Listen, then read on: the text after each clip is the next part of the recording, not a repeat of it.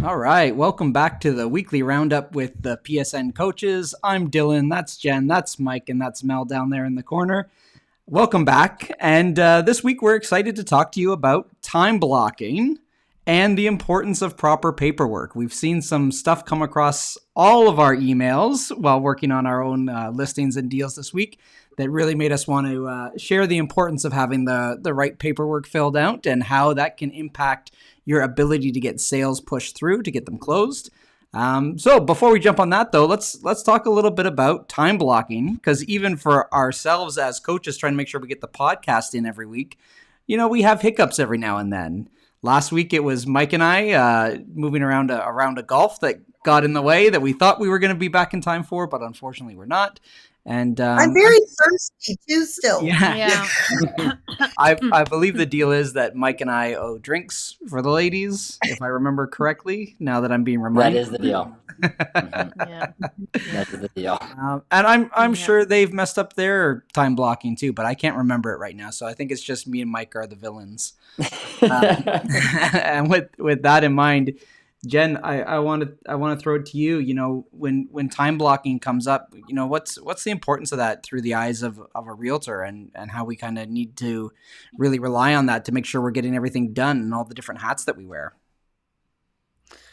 Yeah, I mean, I think if it's a big topic, right? Like you could go really wide with it, and so to keep it as tight as possible, I would say that the main importance, I believe, is understanding what your action items need to be every week, and then making sure you've got time for them in your schedule so your business stays consistent. So, for example, we all know we've got to do showings. We all know we've got to go on appointments and all that sort of stuff. We also all know we need to lead generate. We know we need to follow up with our database. We know all of those things are our key components. So if I'm not blocking time into my schedule for them and making sure that I'm prioritizing them in my daily activities, I'm not going to do them as consistently. And in some cases, I'm not going to do them at all, because it's not necessarily going to be my go-to to think, hey, I've got to go door knock or cold call or call my database or whatever I'm doing, right? So we have to kind of create that routine for ourselves and build that habit. And the only way to build the habit is by the consistency. And the only way to do it consistently is to have a schedule around it, so you know when you're going, just like the gym or anything else, right? Mm-hmm. So if we're not time blocking our key pieces of our business is going to take a hit, and we're going to lose money because of it, ultimately. Mm-hmm. And so, Mel, with you in particular, right now you've got so much going on. You're growing out the team. Like there's just a lot going on, a lot of moving parts.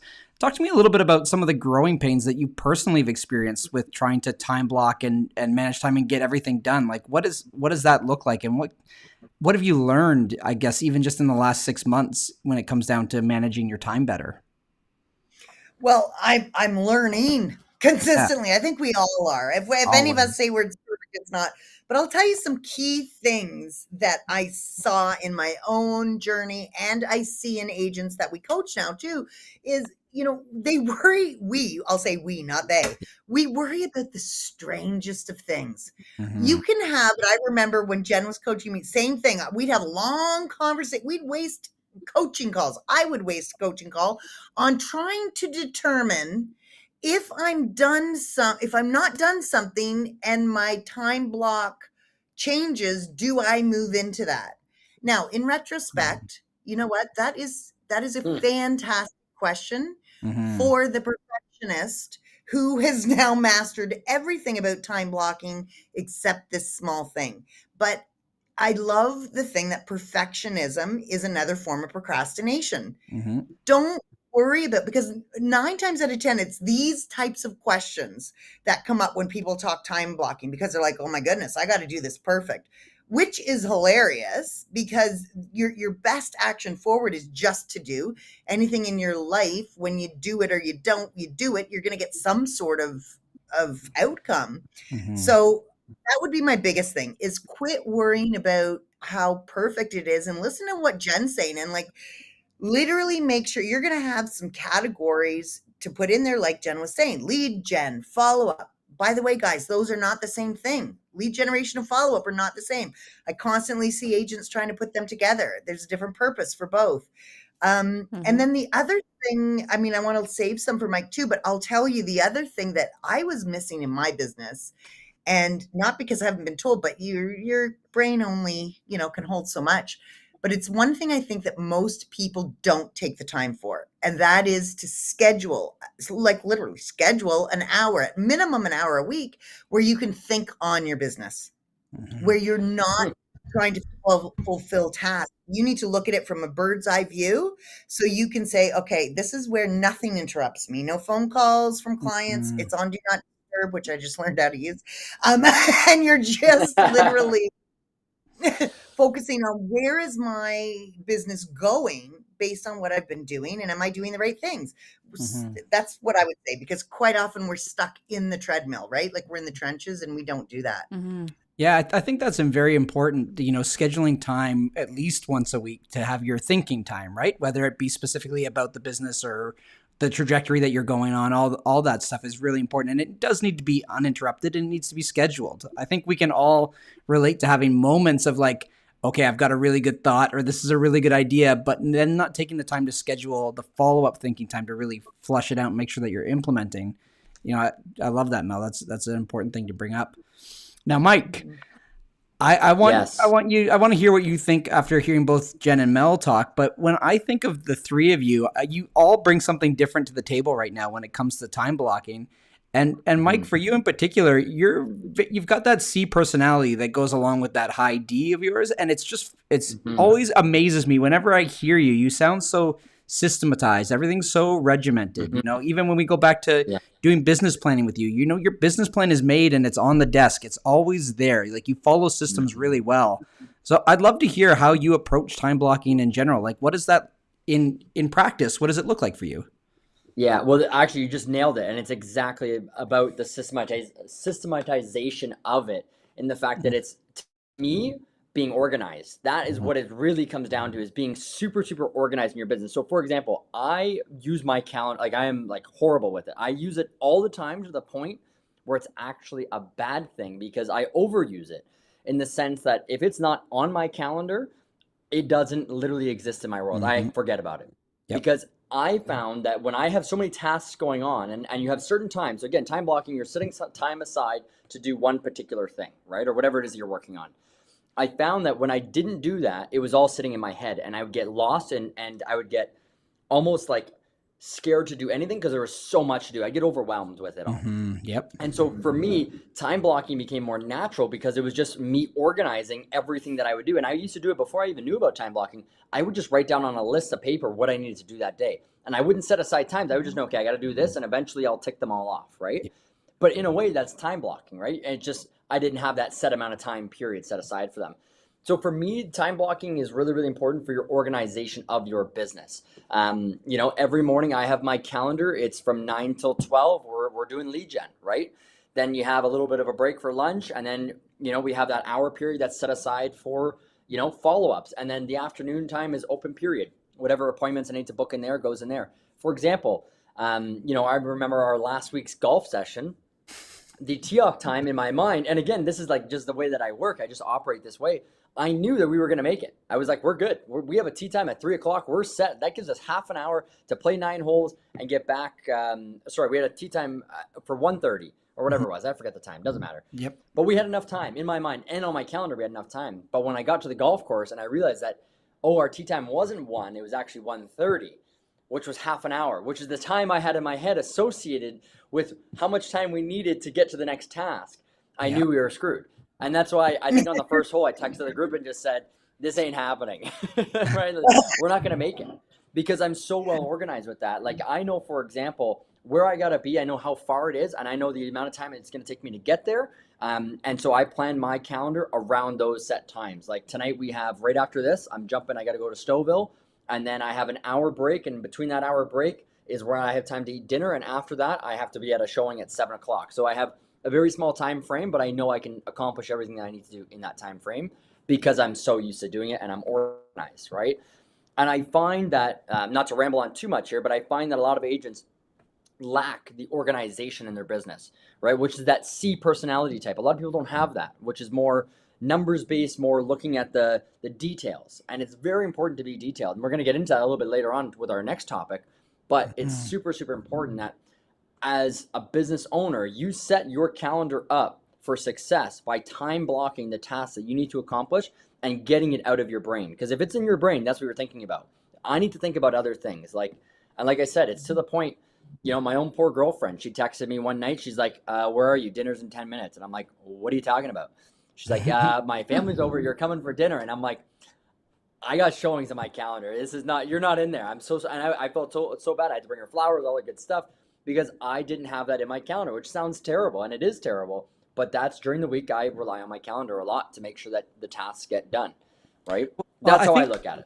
I think what's interesting there is it's unfortunate. I'm going to apply a team model to your relationship, but it sounds like not everybody knows how the system works. Like if she knew to send you a calendar invite for that, you would have been there. Yeah. Right. Or you would have known right before because you need that calendar invite. And she did. She did. She told me, put it in your calendar. And I was like, I'm on it. And I put it in. And as I was putting it in, my phone rang and I took a phone call. Yeah. And when I got off the phone call, I forgot about it. And it was gone. It just didn't exist anymore. I was about half an hour late, but I made it work. I was able to make it work. That's all it takes, right? That phone call to come in and just distract you in that moment. Yeah, that's it. It's crazy. But how is that going to work going forward? There's a way you can make that work going forward that has nothing to do with you, and it has to do with your girlfriend. Yeah, if she sent the calendar invite, you were golden. Yeah. Right? It was done. She takes the onus of the task, and then you've got to accept, right? It's there. It's in front of you. She's done.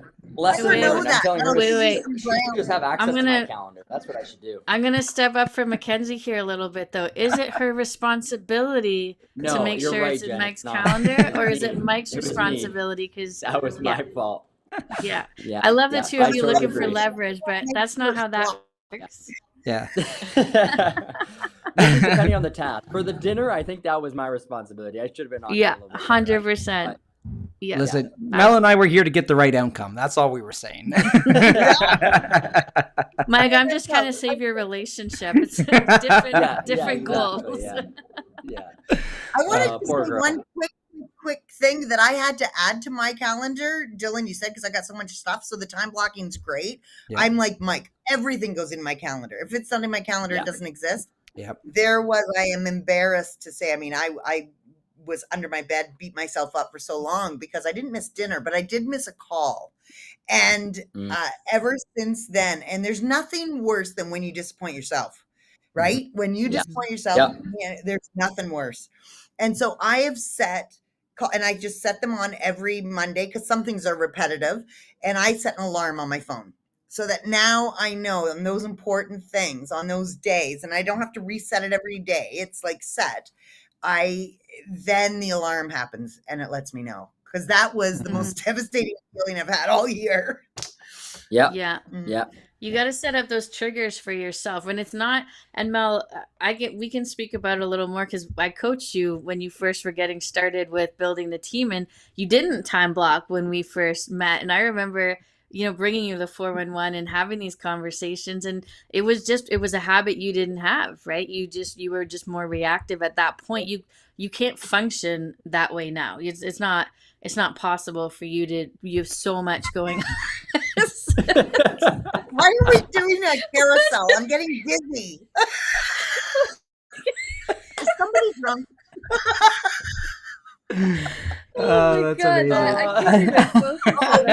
amazing. We have a live talking viewer. About time blocking and right time. I'm so glad that was live. Yeah. Oh my God, that's amazing. Sorry, but what I was going to say, Mel, was your business wouldn't function if you hadn't developed that habit right along the way. You had to learn as you went, and there was definitely some pain points, but now you're at the point where you can't function the other way, because you have so many commitments. And what happens over time too is you learn there's so much stuff that starts to happen that you're responsible for. You don't have a choice but to prioritize. and make sure you understand what those big rocks are that have to be there every single week, right? And then you fit the other stuff in around it, or you go, you know what, that's not on this week's list. That doesn't make the cut, right? We used to do the 1, 2, 3s, right? Number ones was have to do's, number twos was should do's, and number 3 was might never get to it, right? Because we all have stuff we keep telling ourselves we have to do that we don't actually ever have to do. We just keep telling ourselves we have to because somewhere along the way we've made that decision in our mind, right? Whether it's, whatever that task is, you've decided that that's who you want to be and you keep trying to fit it in. And in reality, you might not ever get to it. So it's understanding my life. Regular scheduled drop of Jen. Yeah, there we go. She's back. If I sit down and look at my life, if I sit down and look at my life, what are my big things that I have to do every week? And if you're struggling with what to put in your calendar, that's answer number 1. And if you don't know what those are, talk to a coach, talk to a mentor, talk to somebody, they'll tell you. But that needs to be, what are the things that are going to make you money, move your business forward, and take care of you and your family? 1, 2, and 3. Then you get the rest of it. What are my activities that I do on a weekly basis? Showings, database management, right? Setting up a new system. Maybe it's hiring talent, whatever that looks like. That's your 2s. You fit those in around everything else, right? So it's understanding the how of the process. Then you can start to learn it, and then you can execute it at a level that, Mike probably, I would say, is somebody that I think executes a calendar better than most other people I know, to be honest. You're very, very purposeful about it. And it takes time to get there. So it's also just building the habit, as Mel did, right? Sometimes by necessity, and sometimes because you get taught a new approach or a new system and go, hey, yeah, that would help. That does give me more time. If I time block, I get time back, right? That's exactly right. I'd love to know before we move on to the next topic, what's one challenge that each of you guys are still working through to keep improving, getting better at your time blocking? What's one challenge that you still are trying to figure out? Jen, I'm going to go to you first. Is there anything currently that you're working on that you need to get over in terms of improving your time blocking?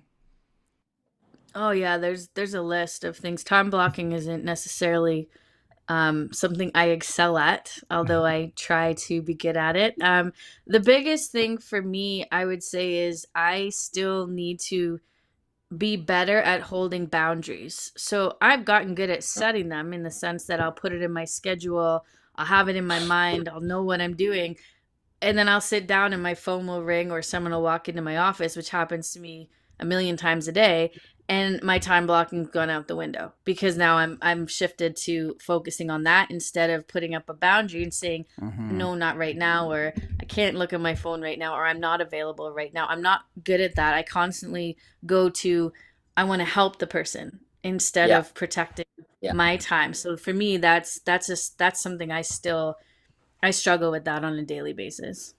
Yeah. I'm the same way. That's the number one thing that hits me is the distraction. So I can be in the middle of my lead generation time and I can get a phone call, and that phone call can disrupt me by, 15, 20 minutes, right? And that is, when you only have 4 hours a day that are set aside for that, 20 minutes is a decent amount of time, right? So it's really blocking out what's trying to distract you and keeping them on the outside so you can focus on your one thing. That's the same problem that I have too, is sometimes the distractions can be hard to block out, right? Which is the whole point. You're trying to block out the outside world, right? And Mel, especially what about you? When you're in a... Oh, sorry. Go ahead, Jen. Go ahead. I was just going to say, especially for all of us, like we're all in a leadership role, right? We're team leaders in our teams. We're coaches. We're help other people come to us and rely on us for support. So that happens even more to us now than it probably ever did because of the roles we've taken on. So it does make it harder to execute it, and yet we're supposed to be better at it. So it's funny, right? You still have that battle because it's everybody's battle, I think. Yeah. For me, it's having the connection of the task to the outcome. if I, I know it when I set it, like when I do my business plan and I do my 135 and I do my 411, I feel that connection. But that's why we're going to go to outcomes, Dylan. But that's why I really like that RPM method, which is rapid planning method, because it really focuses on the outcome, but not just the outcome. Why? What is it about that outcome that is so important to you or your family or whoever it is? But keeping that connection instead of it just being, man, that's just one morning of database calls, right? Like it's one morning of database calls, but is it? What is it really? And having that connection, I love to tell people, like, you're never stationary. If you're either every single day, you're moving towards your goal or you're moving away with every single decision you make. Like, don't fool yourself. Like, you're never saying, oh, I'm going to take a break. No, you're not taking, like, go ahead and take the break. Honestly, take it fulfillingly, but understand that this is a pause, right? So it therefore is delaying your progress. Yep. Yeah. Like, understand, that's my connection. That's my hardest one, because everything imminent, and we always talk about this too, right? What is most important is not always what's urgent. Yeah. And keeping away from those urgent things is probably one of my biggest problems, and focusing on what's most important, if I could say it in one sentence. Yeah. I love that. And I see a common mistake with realtors, especially the new guys, is that they have their lead gen time. It's set aside, right? 9 till 12, they're lead genning, they're doing their cold calls, whatever, they're door knocking, whatever they're doing. And then all of a sudden they get an inquiry from someone, hey, I need to book a showing. And then they're like, oh man, okay, no problem. And they all just out the window. researching the property. They start booking the showing. And I'm like, whoa, what are you doing? And it's like, well, I got to get them booked in. And I'm like, yeah, you can book them in tonight, 7:00. You have an open calendar. It's completely open at that time period. But right now is your lead gen time. And you're now using that time to do something that you should be doing in the afternoon, right? Same with reviewing offers, right? If you have an irrevocable at 8 p.m., right? The offer doesn't have to be reviewed till 8 p.m. Why is it you're doing it at 9 a.m.?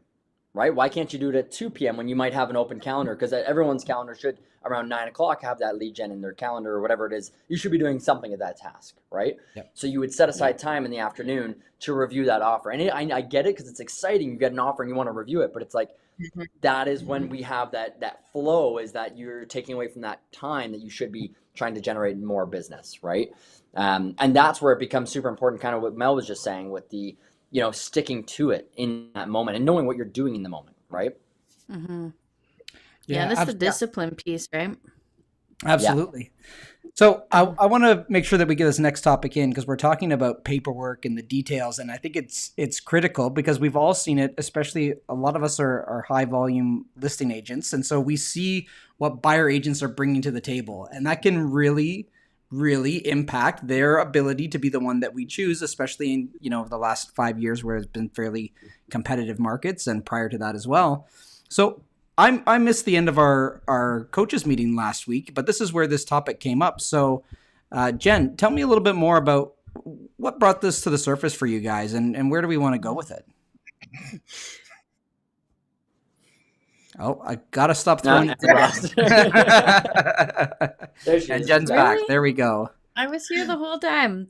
Mel brought it to the surface. Beautiful. On our coaches call. I don't remember fully how it came up. We were discussing something.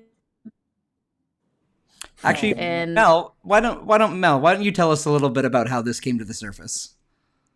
Okay, it was about what brought it up.